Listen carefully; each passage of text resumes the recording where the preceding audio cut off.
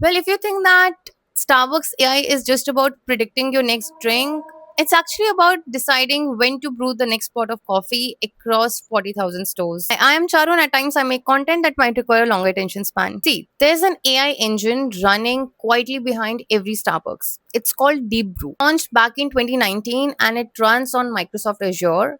And it started as a simple recommendation engine inside the app. 6 years later, it has become something much bigger, the operational nervous system of a company that does 100 million transactions every week globally. One of those 100 million weekly transactions feeds the engine.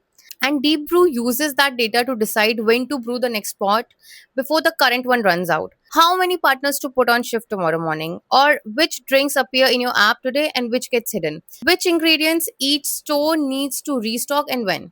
None of this is customer facing, and all of this is why your 6 minute coffee run stays a 6 minute coffee run. Around 35 million people are signed into Starbucks rewards in the US alone. And that's a lot of individual preference data feeding Deep Brew. The digital menu board at the drive through, it is not static. Deep Brew personalizes it based on the weather, time of day, what's selling at which store, and what your past orders if you're signed in.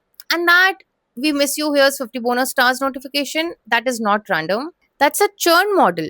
Deep Brew noticed you stopped showing up. So it calculated the offer that would pull you back and timed it for when you are most likely to open the app. The longer Deep Brew runs, the harder it is for anyone to catch up. Not because Starbucks has a better AI model, because they have years of data very few will have. So while a lot of new AI capabilities we can see as consumers on the front, Deep Brew is something you can't. It's been quietly running the business since 2019. And while a lot of companies are now starting to figure out their AI strategy, Starbucks has been compounding theirs for 6 straight years across 100 million weekly decisions.